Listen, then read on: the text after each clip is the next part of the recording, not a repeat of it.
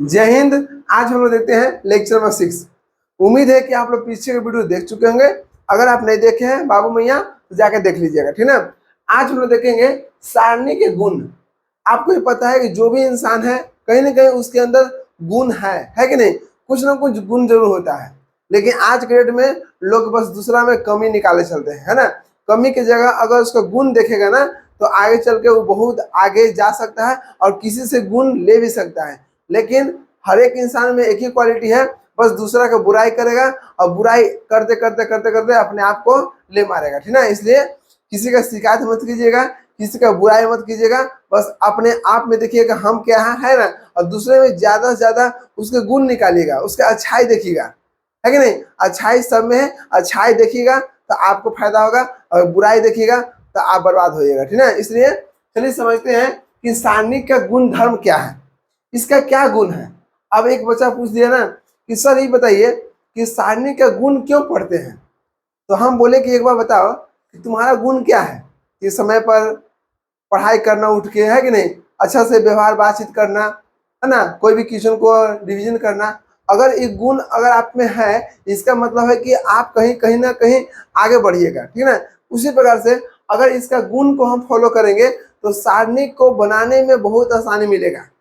जितना भी बड़ा बड़ा सारणिक है ना उसको बनाने में छोटा हो जाएगा। किसका उपयोग से?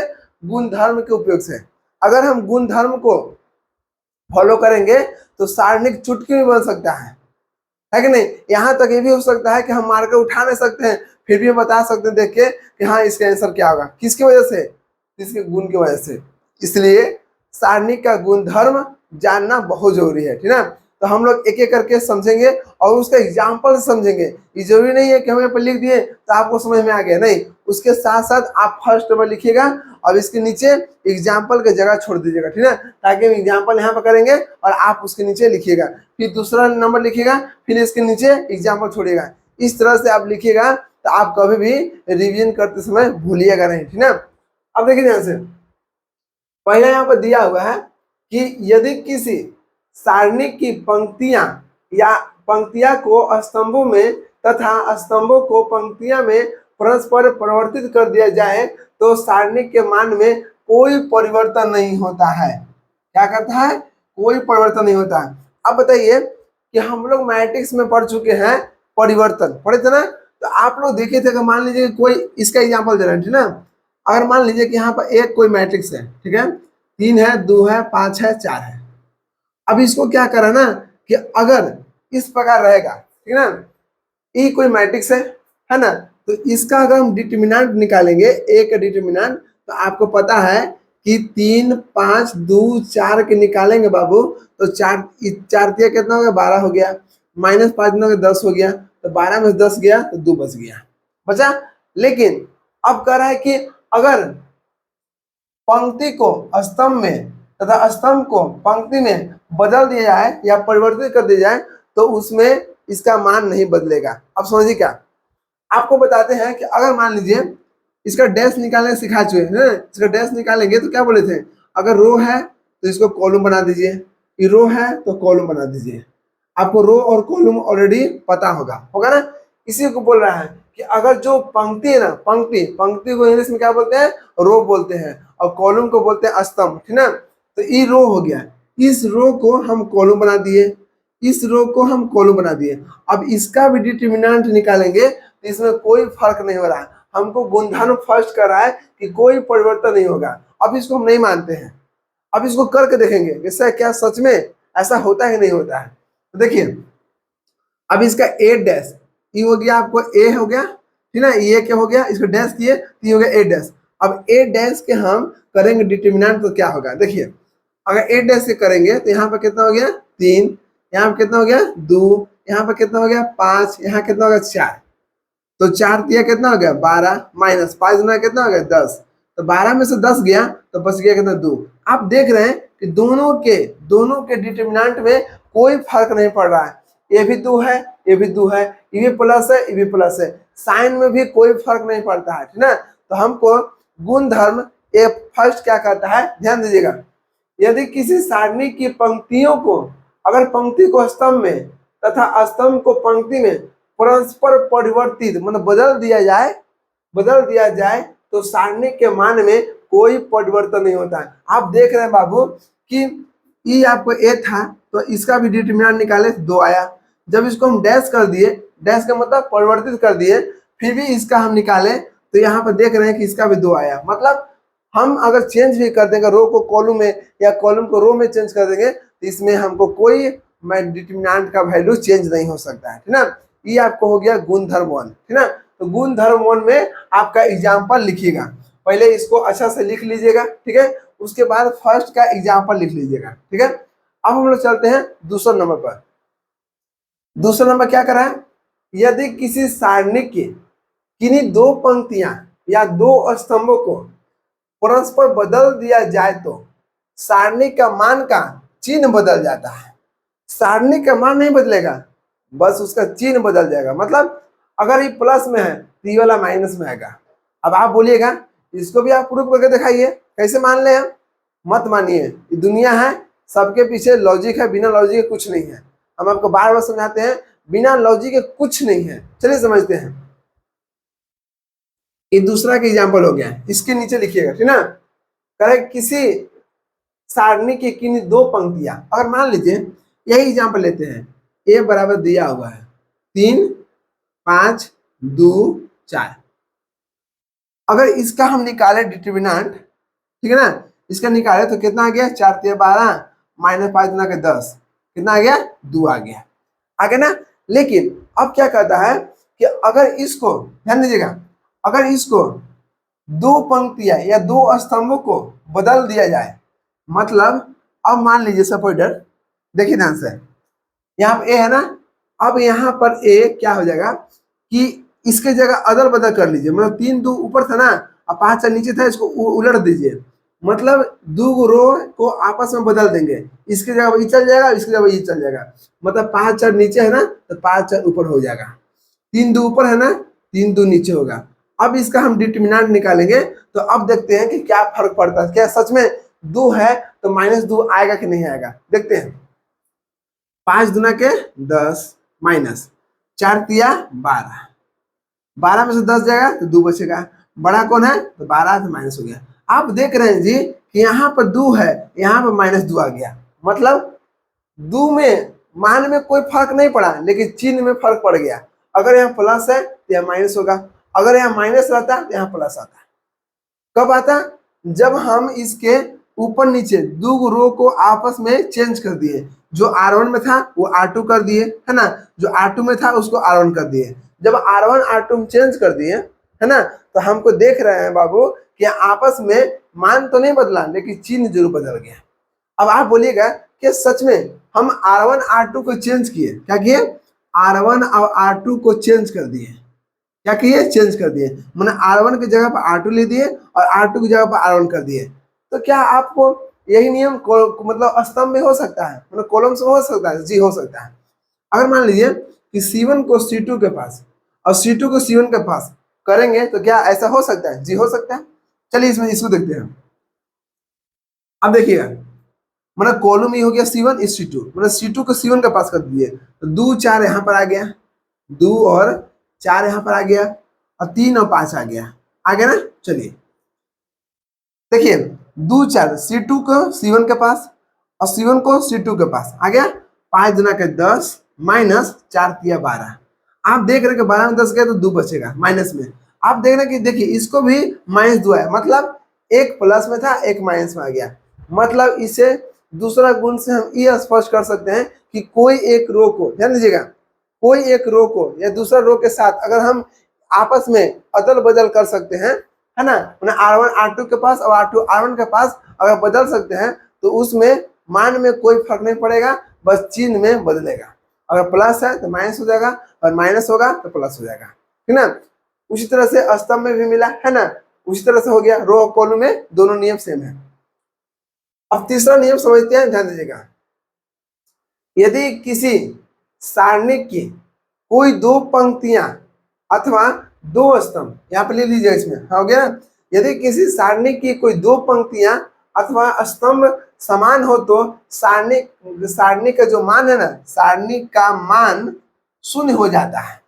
अब देखिए, अगर ये तीसरा नियम जानिएगा ना तो बिना कलम कॉपी उठाए आप किसी को 0 लिख सकते हैं, ये परमिशन है। अब देखिएगा इसका एग्जाम्पल हम यहाँ देते हैं, तीसरा नंबर एग्जाम्पल। सबके नीचे एग्जाम्पल दीजिएगा, बिना एग्जाम्पल के कुछ मत कीजिएगा, ठीक ना। यदि किसी सारणी की कोई 2 पंक्तियां, मतलब इसी को ले लीजिए, अगर हमको ए दिया हुआ है, ठीक है, 3 2 है और नीचे में 3 2 है, ठीक है ना। तो कह रहा है कि यदि किसी सारणी की कोई 2 पंक्तियां, मतलब 2 पंक्तियां, 3 2 क्या है, फर्स्ट पंक्ति है, ये हो गया आपको R1, ये हो गया आपको R2। कह रहा है कि 2 पंक्तियां और 2 स्तंभ, स्तंभ के बाद देखते हैं, पहले पंक्ति देखिए, 2 पंक्तियां अगर मान लीजिए समान हो तो उसका मान 0 होगा। तो अब हम इसको चेक करते हैं, क्या सच में मान समान होगा कि नहीं होगा। तो समझिए ध्यान से, जब इसको हम निकालते हैं डिटर्मिनेंट, तो देखिएगा निकालेंगे तो क्या होगा, 3 दूना के 6 माइनस 3 दूना के 6, तो 6 में 6 गया तो कितना बच गया, 0। सच में यार ऐसा हो गया ना। देखिए तो जब 2 पंक्ति समान था तो हम देख रहे हैं कि इसका डिटर्मिनेंट 0 आ गया, ठीक है। अब हम पंक्ति के तो कर लिए, अब हम स्तंभ के चेक करते हैं। देखिएगा स्तंभ के, अगर मान लीजिए कि ए दिया हुआ है, ठीक है, 4 6 दिया हुआ है, 4 6, मतलब जितना यहाँ पर C1 है वही 2 को भी C2 भी है, मतलब दोनों आपस में बराबर है। क्या है, दोनों आपस में बराबर है।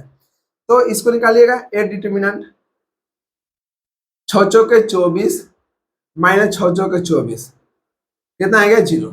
मतलब आप समझ रहे हैं कि यहाँ पर आप देख रहे हैं कि जब 2 गो रो अगर आपस में समान रहेगा या 2 गो कॉलम आपस में समान रहेगा तो हमेशा उसका डिटर्मिनेंट 0 आता है।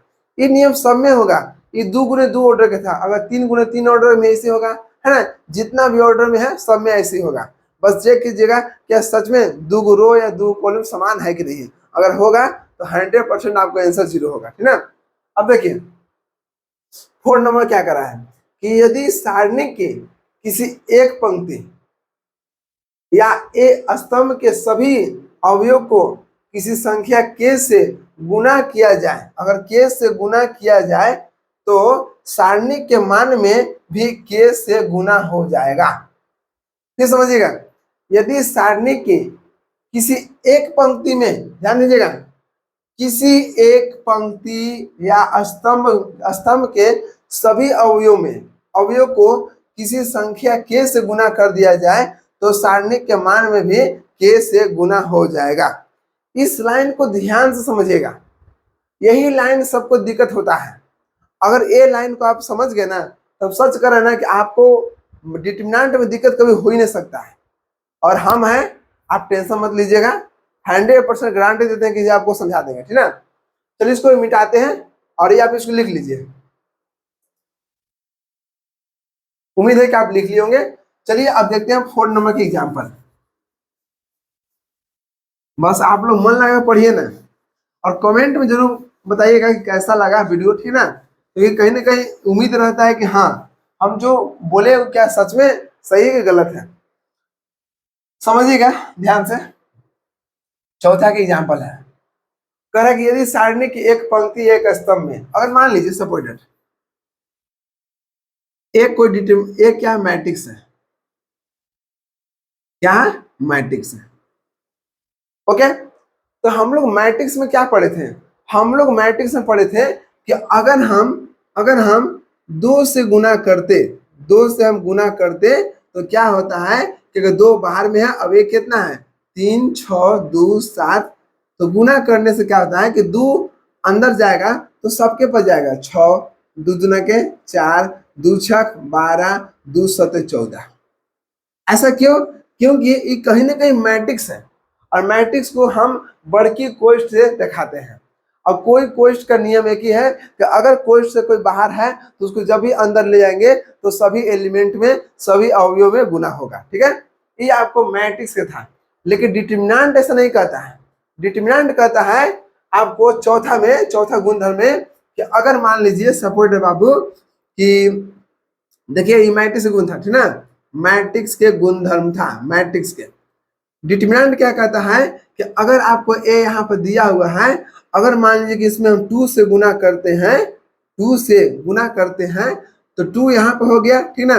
और डिटरमिनेंट करेंगे तो कहते हैं 3 6 2 7 करेंगे। तो इसमें क्या करा ध्यान दीजिएगा, यदि सारणी की किसी एक पंक्ति या स्तंभ के सभी अवयव को किसी संख्या से k से गुना कर दिया जाए तो सारणी के मान में भी k से गुना हो जाएगा। मान लीजिए ये आपको k है, क्या है k है, ये अभी कहाँ है, बाहर में है, गुना में है। जैसे ही इसको हम अंदर ले जाएंगे तो कोई एक रो या एक कॉलम में गुना होगा, ठीक है ना। मतलब 2 तिया 6, 2 दूना के 4, बाकी जैसे है वैसे लिखा जाएगा। मतलब क्या हुआ कि अगर 2 से गुना किए तो कोई एक रो में है ना गुना होगा, लिख दिए, और कॉलम जैसे है वैसे लिखा गया, ठीक है। या आपको मान लीजिए कि नहीं, हमको मान लीजिएगा फर्स्ट रो में नहीं करना है, हमको इसमें करना है, तो इसको भी इस तरह से कर सकते हैं। पहला रो को छोड़ दीजिए, 2 छक 12, 2 सते 14, है ना। इसका मतलब कि हम कहीं ना कहीं गुना करेंगे तो कोई एक रो से करेंगे, सब रो में गुना नहीं करेंगे। अगर 2 से गुना किए तो सिर्फ एक रो में गुना किए, ऐसे लिख सकते हैं। बाकी को जैसे वैसे छोड़ दीजिएगा, है ना।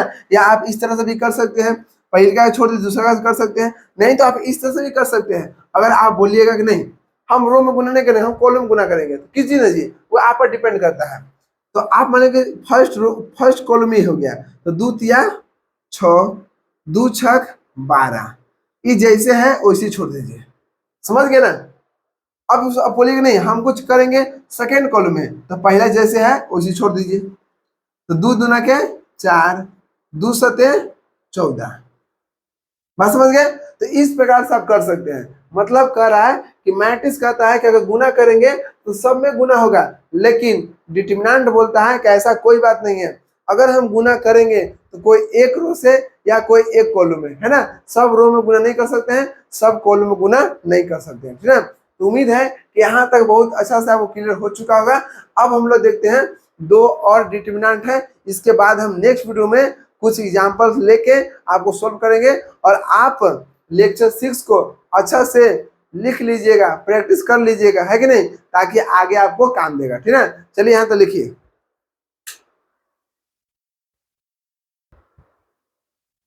अब देखिए 5वां नंबर क्या कर रहा है, यदि सारणी की किसी पंक्ति या स्तंभ के कुछ या सभी अवयव सभी अथवा 2 या 2 से अधिक पदों का योग है तो सारणी को उसी क्रम के 2 या 2 से अधिक सारणिकों के योग के रूप में व्यक्त किया जाता है।